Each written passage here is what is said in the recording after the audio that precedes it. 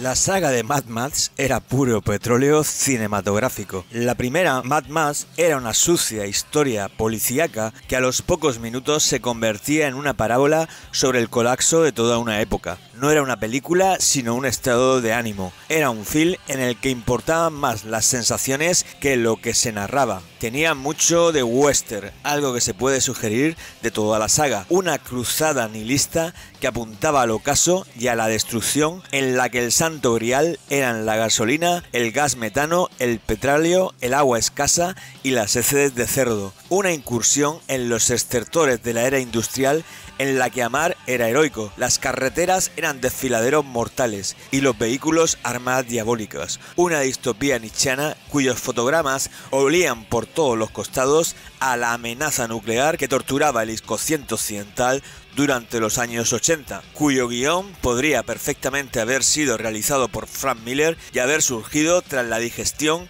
de una de esas ácidas y breves historietas que inflamaban los cómics gore de los 70.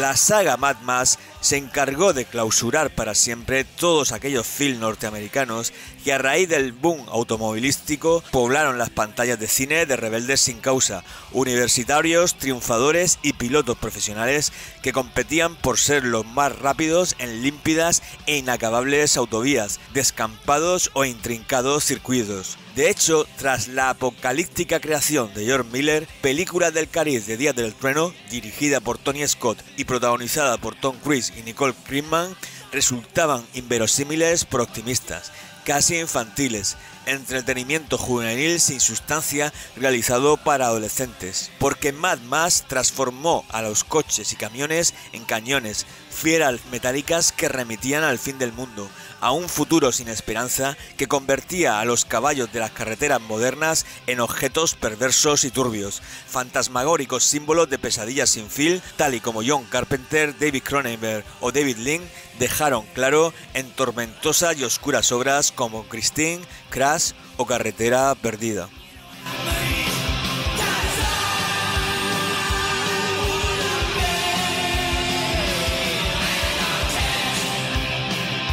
Existía algo auténtico y verdadero en la saga Mad Max que la diferenciaba de otras. Un aliento negro y mórbido que no permitía minusvalorarla como si se lo solía hacer con películas del cariz de Desaparecido en Combate, Rambo o las surgidas de la factoría Cannon.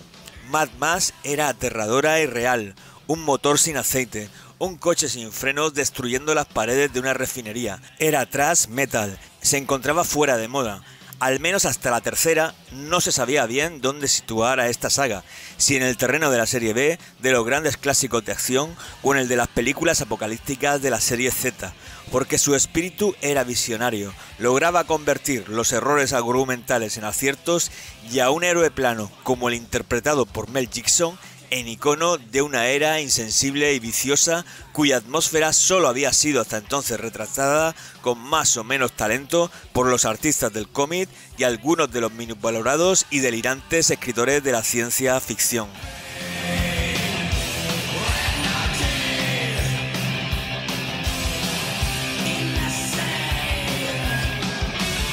En realidad, Mad Max era un combate de boxeo apocalíptico y extremo, una road movie ácrata y punk sin esperanza, un adiós al western clásico que tenía la virtud de transformar la desesperanza en espectáculo y el pesimismo en coreografía destructiva. Sus virtudes radicaban, de ahí la decepción con la segunda parte de la tercera entrega, en no dar espacio para la redención ni al mesianismo, en ser absolutamente nihilista, en convertir el odio en imagen frenética, hacer bailar a sus personajes entre himnos de desesperanza y oscuridad y llevar la barbarie a la discoteca.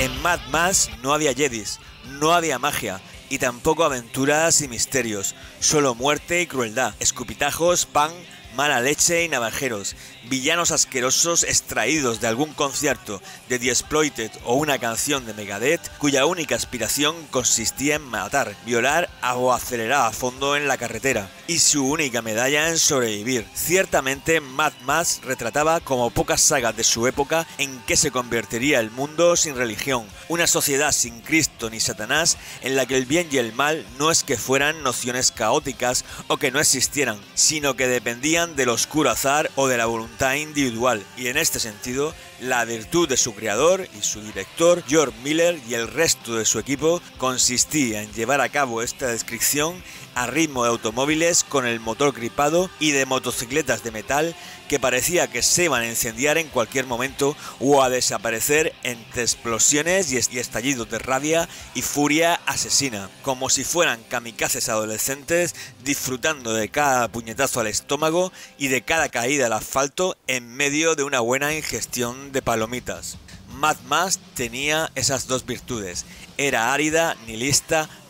destructiva, horrorosa, pero al mismo tiempo divertida. Era una forma entretenida de ver cómo nos estábamos destruyendo, de experimentar qué ocurre con los seres humanos cuando las flores de su jardín degeneran. Mad Max era puro hardcore, un disco de Acid y Judas Priest sonando a toda velocidad en una carretera completamente destrozada por un incendio provocado por cientos de galones de gasolina rotos.